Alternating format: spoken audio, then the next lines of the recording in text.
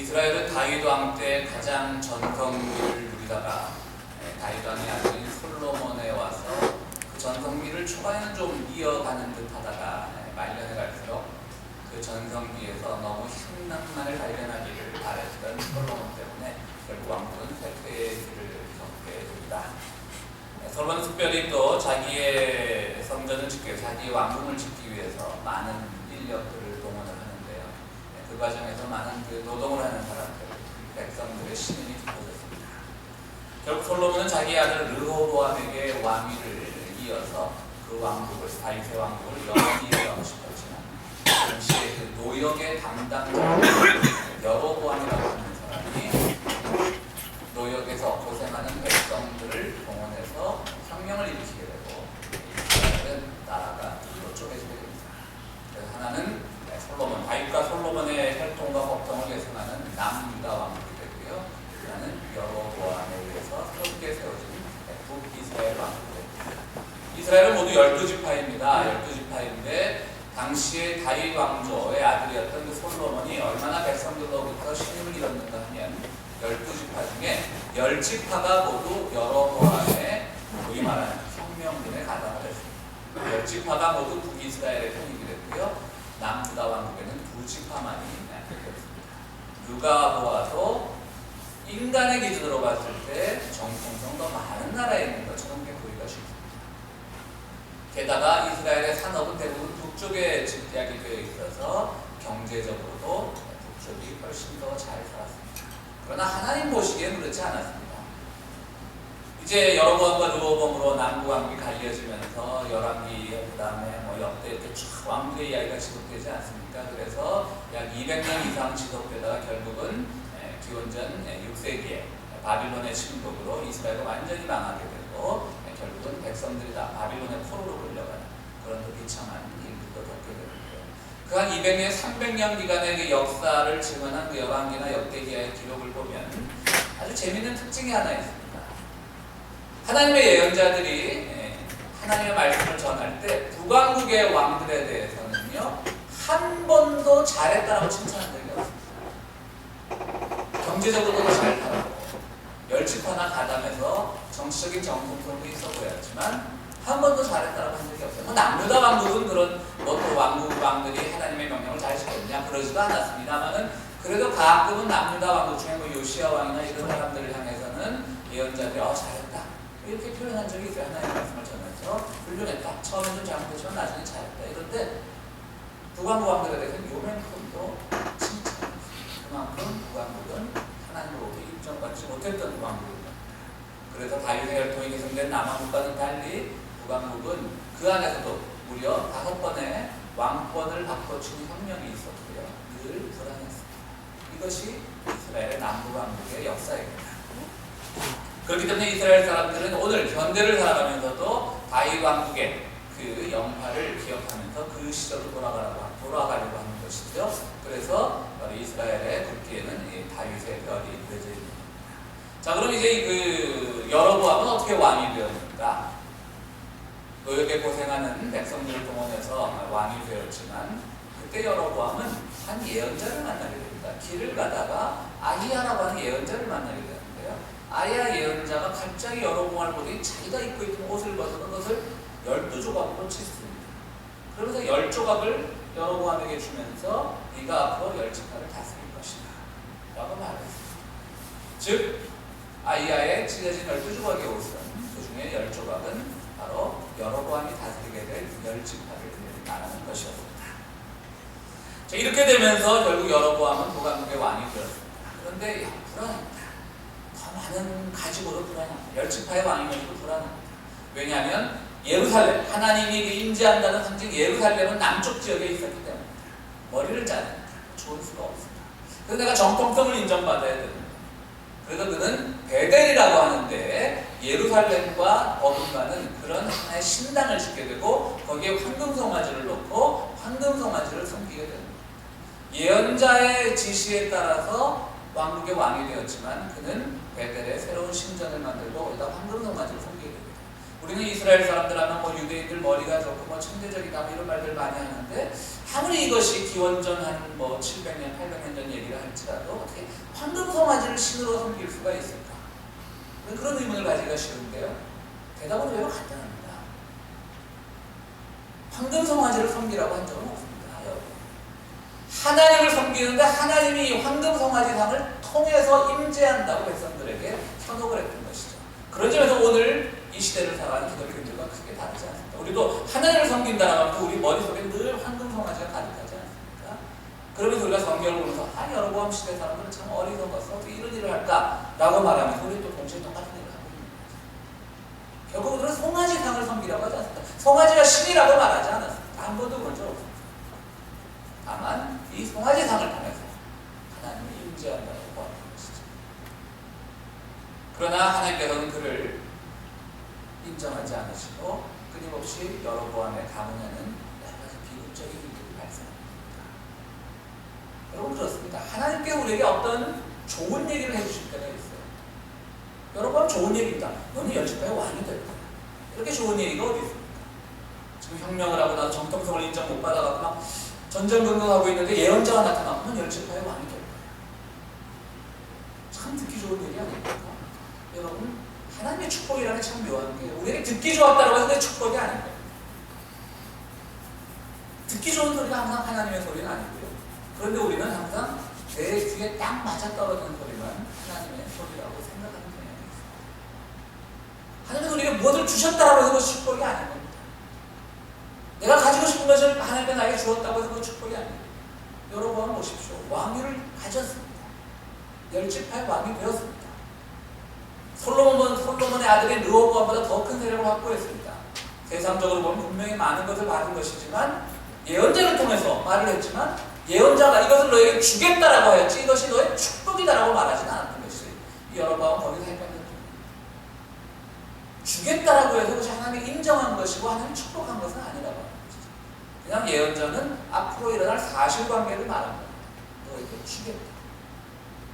그렇다면 그것이 하나님으로 받은 축복이 되고 하나님의 약속이 되려면 그 사실관계에서 자기가 끊임없이 내면의 성장을 하고 하나님께 더 충실한 종이 되려고 애를 써야 되는데 여로보암은 그러지 못했던 거죠. 오히려 그 사실관계 속에서 이것이 정말 다 내 것이구나 하고 착각을 하면서 그는 점점 그릇된 길을 걸어야 되는 것입니다. 오늘 우리의 삶에서는 어떻습니까? 하나님께서 많이 주십니다. 우리에게. 내가 누릴 수 있다는 것이 사실관계입니다. 그러나 그것이 정말 하나님의 축복으로 변하기 위해서는 우리가 신앙의 힘으로 그것을 사용할 수 있는 지혜를 얻어야 됩니다. 근데 여러분은 그렇게 되지 못하는 것이죠.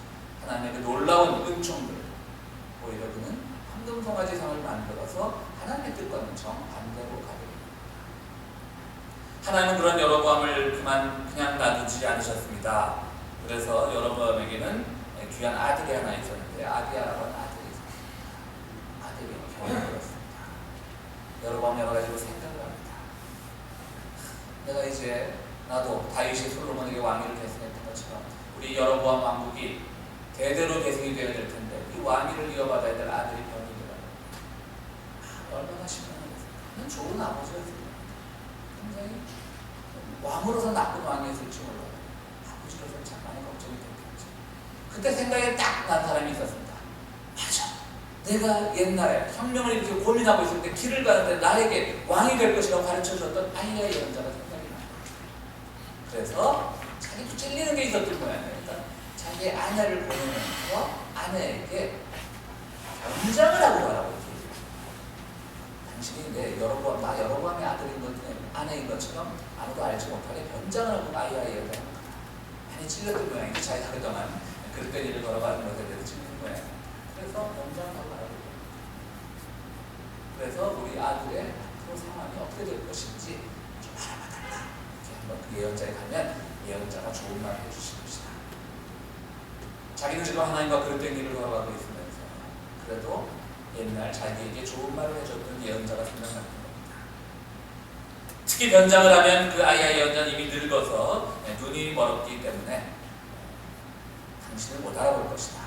변장을 하면 절대로 내가 누군지 모르니까 그냥 내가 아들이 하나 있는데 어떻게 될까 한번 좀 알아봐 주십시오 라고 물어보라는 것이죠. 그러나 그 시간 하나님께서는 이미 아이야 예언자에게 말합니다. 내일쯤 여로보암의 아내가 올 것이다. 그의 아들의 앞으로의 일어날 일들에도 물어볼 것이다. 여로보암이 아내는 자기 딴에는 아무도 못 알아볼 것이라 변장을 하고 아이야 예언집에 들어섭니다. 예언자집에 들어섰는데 아이야 예언자가 이렇게 얘기합니다. 여로보암 부인 와서 오시오. 얼마나 무안했겠습니까? 자기 딴 잘 숨기고 갔는데 말이죠. 여로보암 부인 와서 오십시오. 이렇게 말합니다. 그렇게 얘기를 합니다. 왜 변장을 하고 오셨습니까? 하나님께서 나에게 다 말씀해 주셨습니다. 당신의 것이다. 그런데 안타깝게 당신의 아들은 죽을 것입니다. 라는 정천병력 같은 얘기입니다. 그리고 오늘 우리는 10장 6절까지만 읽었지만 나중에 진짜로 아들을 죽게 됩니다. 하나님의 약속을 받았지만 그것을 축복으로 전환시키지 못하고 아들을 비극에 죽는 겁니다. 왜 여로보암의 아내는 또 여로보암 자기 아내를 변장시키려고 했었고 아내는 변장하려고 했습니다. 아주 인간이 가지고 있는 정말 이중적인 성격이 잘 보여요. 자기들은 하나님 뜻대로 살고 있지 않으면서 하나님 앞에 가끔 우리도 하고 정말 가까워 갑자기 간절히 바라고 싶은 때가 있어요. 그럼 스스로가 자기를 변장하는 겁니다. 맞아, 내가 좀 하나님 잘 믿었지. 내가 그래도 몇십 년 신앙생활을 내가 교회를 잘 섬기고 내가 이런 기도를 하면 하나님께서 들어주시고 하나님 용서의 하나님이니까 사랑의 하나님이니까 은혜의 하나님이니까 우리도 기도하면 우리 스스로를 변장시키는 거예요. 우리 스스로를 숨기는 겁니다. 평소에는 주님의 뜻대로 살고 있지 않으면서 평소에 우리 머릿속의 모든 것에는 세상의 물질로 가득 차 있으면서 내가 정말 급하고 간절하고 응답받아야 될 기도의 제목이 있을 때는 갑자기 스스로 경건해집니다. 그런 경험 다 있으시죠? 저도 있습니다. 그렇죠. 그때 하나님께서 우리의 변장을 다 알아보신다고 합니다. 잠깐 이렇게 내 앞에 와서 경건해지고 잠깐 눈물 흘리면서 간절히 매달려 본들 아무리 숨겨본들 그 마음 깊숙한 데서 내면의 변화가 일어나지 않아. 그 마음 깊숙한 데서 회개가 일어나지 않아. 잠깐 변장한들 그것이 하나님 앞에 먹혀 들어갈 것이라고 생각하는 것이 얼마나 어리석은 짓입니다. 그것을 주님은 오늘 여로보암의 아내를 통해서 우리에게 말씀하고 있습니다. 생각해 보십시오. 여로보암의 아내는요 한 가지 스스로도 모순이 있는 겁니다. 자, 여로보암과 여로보암의 아내가 얘기를 합니다. 아이야 예언자는 눈이 다 늙어가지고 눈이 시력이 다 잃었습니다. 그러니까 당신은 못 알아볼 것입니다. 라고 전제를 해놓고 그리고 변장을 합니다. 그 변장이 아무런 의미가 없는 거예요. 그렇죠? 어차피 눈 못 알아보는 사람이면 변장 안 하고 가면 어떻습니까?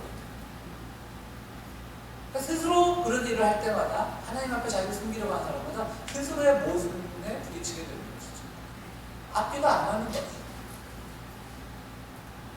하나님의 예언자로부터 정말 진정한 답을 듣기 원한다면 그 사람이 진짜로 눈이 안 보인다 할지라도 영적인 안목으로 자기들을 치유할 줄 믿고 가야 되는데 잠깐 외형적인 것만 숨기려고 하면서 숨기지 않아도 되는 어차피 눈이 멀다.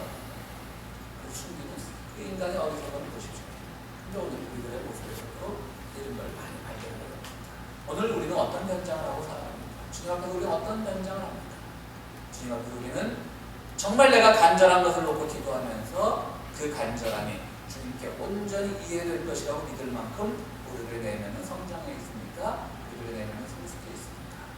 주님께서는 우리들에게 그것을 묻고 계십니다. 우리가 그 곤충들 보면 그 보호색이라는 게 있지 않습니까? 큰 새들이나 이런 것들한테 먹히지 않기 위해서 오랜 그 진화의 과정에서 보호색을 가지고 여러분 우리 뭐 가끔 피크닉 가보면 이렇게 봤는데 나뭇잎새랑 똑같아가지고 모르고 있었는데 나뭇잎색이 색깔과 똑같은 애벌레 같은 것들이 있고 그런 경우도 우리 많이 발견합니다. 근데 미국의 생물학회에서 한번 1930년대에 한번 연구를 한 적이 있습니다. 지금 같으면 그런 연구가 불가능해요. 지금은 뭐 자연보호 환경 이런 것들 때문에 불가능한데요. 1930년대 연구를 했습니다. 이쪽 그 요세미티 쪽에서 연구를 했는데요. 생물학자들도 무려 새를 한 3만 마리를 잡았습니다. 내장을 다 갈랐습니다. 말씀드렸듯이 요즘 같은 거 못합니다. 아무리 생물학자들이 연구하려고 해도 날아다니는 새를 3만 마리씩 희생을 시키면 여론이 가만히 있지 않죠. 진짜 자연을 하려는데 아마 1930년대에 가능했어요. 3만 마리를 잡아서 4장을 다 갈라보니까요. 재밌는 건요. 거의 한 51대 49 정도로 보호색이 없는 애벌레가 조금 더 많이 잡혀먹긴 했는데요. 한 51% 정도고 그 4장 보니까 보호색이 있는 곤충들도 잡혀먹긴 마찬가지였더라고요. 그러니까 이 곤충들 입장에서는 그것이 뭐 정말 어떤 자연의 신비로운 과정 때문에 그렇게 나무 잎사귀가 똑같은 색깔을 해서 우리 사람들 육안으로는 볼 수 없을 정도로 변화되어 가는지는 모르겠지만, 그러나 중요한 건 자기들 땅에 숙녀에 있다고 생각을 하지만, 변장에 있다고 생각을 하지만, 자기가 더 큰 생물이 자기들을 못 잡아먹을 거라고 생각을 하지만 실제로 걔들이 보기엔 다 보인다라는 것이죠. 그렇죠. 이 보호색, 제가 어떤 생물학 책을 보고 생물학 스피드를 보고 참 재밌다라는 생각을 했어요. 아무리 보호색을 한들 새들에게 잡혀먹는 확률은 거의 똑같다라고 하는 것이죠. 보호색은 오늘 우리들 마찬가지 아니에요. 우리가 하나님 앞에 어떤 변장을 하는 우리의 내면이 진정으로 변화되지 않을 때 하나님 앞에 변장은 그러니까 미물인 새들도 보호색을 구분하는데 주님이 우리의 변장을 구분하지 못할 리는 없다라고 하는 것입니다. 그렇습니다. 우리는 신앙생활을 하면서 주님 앞에 어려울 때 다가갑니다. 당연히 다가가야 됩니다. 그것이 의미 없다는 얘기가 아닙니다. 여로보암이 자기의 아들을 위해서 아내를 보냄으로써 아들이 어떻게 될 것인가 물었던 것은 오늘 우리들에게도 필요한 신앙의 방법입니다. 진짜 나에게 어렵고 간절한 기도의 제목이 있을 때 우리는 하나님의 말씀을 찾아야 되고 하나님 앞에 무릎을 꿇어야 합니다. 그러나 그것이 진정으로 하나님의 응답으로 나타나기 위해서는 단순히 그 한 번 일회성으로 내가 주님 앞에 간절함과 슬픔과 애탐을 고백하는 것이 아니라 늘 항상 계속되는 마음, 주님 앞에 내가 이 간절한 기도의 제목이 있을 때 이것을 놓고 기도하는 것이 아니라 먼저 내면의 변화와 회개와 성장을 위해서 기도할 때 하나님께 기도에 들어주신다. 그렇지 않을 때 기도를 응답받을 수가 없는 것입니다. 진짜 내적인 성숙이 되어야 주님이 우리를 이해하십니다. 그때 주님께는 우리에게 듣기 좋고 편한 이야기가 아니라 때로는 쓴소리를 하실 때도 있고 때로는 우리가 들어서 아픈 이야기를 할 때도 있습니다. 때로는 우리가 견디기 어려운 상황을 새로운 문제 해결의 첫 열쇠로 주실 때도 있습니다. 그러나 그것을 우리가 받아들이고 나갈 때 그때 우리의 성장이 이루어지는 것입니다. 오늘 신약에 보면 스테반, 참 초대교회 지도자 중에 훌륭했던 지도자 한 명 아닙니까? 스테반이 승리한 사람들에게 돌에게 맞아 죽을 때 그는 하늘의 환상을 봅니다. 그때 예수님께서 하나님 우편에 안 계시다. 스테반의 그 안타까운 모습을 벌떡 일어났다. 그가 그 환상을 이야기하자 군중들은 더 분노해서 결국 그를 돌로 쳐 죽게 합니다. 그런데 그 자리에 누가 있었습니까? 사울이 있었습니다. 바로 훗날 사도 바울로 변한 그 사울입니다. 스테반이 죽던 자리에 사울이 있었습니다. 사울은 그때 무슨 생각을 하고 있었습니까? 잘 죽었다. 그렇게 생각을 했을 수도 있습니다. 그러나 바로 이 사도행전 7장 이후에 얼마 되지 않은 담에색으로 가는 도중에 사울은, 즉 바울은 주님의 영생을 듣고 회심합니다. 사울은 어떤 사람이었냐? 그렇게 나쁜 사람은 아니었습니다. 자기 신념이 투철한 사람이었습니다. 정말 나는 공부할 만큼 했고 배울 만큼 배웠는데 나는 가말리엘 문화에서 누구보다도 정말 우수 학생이었는데 저 갈릴리 촌에서 목수하던 사람이 나타나갖고 메시아인데 하니까 견뎌낼 수가 없는 거예요. 어떻게 이런 일이 우리 이스라엘이 어떤 이스라엘입니까? 그런 사람은 있지 않습니까? 견뎌낼 수가 없어서 예수를 추종하는 사람들을 박해하고 다니는 것이지 그 마음에는 굉장히 자기 따위는 어떤 합리성, 정당성을 가지고 있습니다. 그러나 그것이 하나님 보시기에 아무것도 아닙니다. 오히려 하나님은 그 내면에서 그가 가지고 있던 그 간절함, 뭔가 진리를 추구하는 마음, 뭐가 진짜 진리일까를 고민했던 그것만 캐치해내셔서 그를 택하셔가지고 그 박해하던 사람을 놀라운 초대교회의 성격을 변화를 시켜놓으십니다. 그게 사도 바울의 놀라운 변화입니다. 어찌 보면 그 안에는 간절함이 있었거든요. 뭐가 진리입니다. 그 그냥 뭐 자기에게 주어진 뭐 그야말로 우리가 한때 말로 완장차다 그러죠. 내가 유대인으로 완장 차가지고 뭐 예수를 쫓아가는 무리들 그냥 박해한다 했나요? 그거보다도 고민이 많을 거다. 나중에 그런 얘기 다 하지 않습니까? 난 참 고민 많게 살았다. 나 정말 진리가 뭔지 알고 싶었어. 그러니까 하나님께서 그거를 캐치해 주시고 그래서 놀라운 복음 전도를 원하시다. 반대로 여로보암과 그의 아내는 마음속에는 그냥 아무 생각 없이 그냥 황금성까지나 섬기다가 그 순간 간절한 순간이 되니까 그냥 변장해놓고 하나님 앞에 가서 어떻게 될까 물어보니까 하나님을 택하지 않으시. 이게 놀라운 복음의 비밀입니다. 예수님께서는 우리의 악한 것도 또 죄된 것도 다 선한 것으로 바꿔놓으십니다. 사도 바울이 바로 그 아니에요. 그 훌륭한 초대교회 지도자였던 스테반을 죽이는데 바로 그 자리에 있었을 정도로 그는 죄로만 묻지 않아요. 그는 큰 죄를 짓합니다. 그러나 주님께서는 그것을 놀라운 선한 것으로 바꿔 놓으셨습니다. 그리고 그는 초대교회의 위대한 지도자가 됩니다. 바로 우리의 기도는 이와 같아야 됩니다. 우리 마음에 진정으로 간절함이 있다면, 우리 마음에 진정으로 진리에 대한 그런 갈증이 있다면, 무엇이 하나님의 뜻인가에 대한 소망이 있다면, 때로 우리 삶에서 일어나는 여러 가지 실수들, 가끔은 실족하는 것들, 가끔은 어긋나는 것들 주님께서 용서해 주십니다. 그리고 어느 순간 복음의 진리로 말미암아 우리의 간절함이 주님 앞에 다가갔을 때 놀라운 열매를 맺는 것을 변화될 수 있게 만들어 주십니다. 그러나 반대로 그저 변장 그럴듯하게 하고 그저 경건한 기독교인 척하고 그 마음속에 오히려 진리에 대한 추구도 없고 그저 세상 물욕만 가득 차 있다가 가끔 어려운 일이 닥치면 변장하고 아 주님 저 잘 믿어왔습니다. 제가 언제 큰 죄졌습니까? 제가 베델에다 신당도 하나 만들지 않았습니까? 저 거기서 황금성맞이 신이라고 말하지 않았습니까? 그때 하나님이 이걸 통해서 상징한다고 보여준 것뿐입니다. 그냥 백성들은 지금 송아지를 바라고 있거든요. 저 잘했습니다. 저 간절합니다. 라고 왔을 때 그 기도를 들어주시죠. 복음의 진리 놀랍지 않습니까?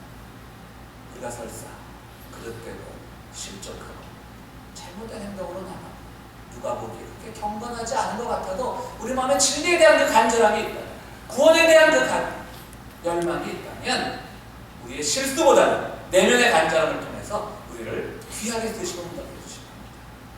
그러나 우리는 상투적인 틀에 박힌 그런 경건함으로 살아가다가 마음속에 그렇게 넘어가고 있다면 하늘이 우리가 우리 자신을 숨겨오고 견장의 것들 주님께서는 응답하지 않으신다는 것이죠. 저는 우리 사랑하는 평화의 교회 성도들이 바로 이러한 신앙인들이 되기 원합니다. 어떤 경건의 외양을 꾸미는 것이 아니라 다급할 때 주님 앞에 기도를 하는 것은 전혀 탓할 일이 안 되거든요. 정말 그에 앞서 우리 마음에 어떤 간절함을 가지고 있는지, 어떤 진리에 대한 열망을 가지고 있는지, 구원에 대한 소망을 가지고 있는지 그들을 생각하는 우리 성도들이 되길 바랍니다. 여러분들 늘 하나님의 은혜 가운데 하나님께서는 우리를 아무리 숨겨본들 우리에게 속아 넘어가지 않으십니다. 여러분들의 내면을 그대로 하나님 앞에 드릴 때 주님께서 여러분들에게 응답하시고 여러분들에게 모든 기도를 들어주시고 모든 위로를 해주실 걸로 믿습니다. 우리 함께 기도하시겠습니다. 거룩하시고 자비로우신 하나님, 우리 참 어리석습니다. 우리가 주님을 속일 수 있다고 생각을 합니다. 우리의 경건의 외양을 가지고 우리의 상투화된 모습을 가지고 틀에 박힌 모습을 가지고 우리 주님을 잘 섬기고 있다고 생각하고 있는 것은 아니죠. 주님 먼저 우리의 내면을 돌아보기 원합니다. 우리에게 어떤 간절함이 있었는지 주님 그것을 끄집어내시고 우리를 놀랍게 변화시켜 주시옵소서. 우리 또한 그 일을 늘 기도하고 주님 앞에 더욱더 성장할 수 있는 다짐을 하는 성도들로 우리를 삼아 주시옵소서. 예수 그리스도 이름으로 기도하옵나이다.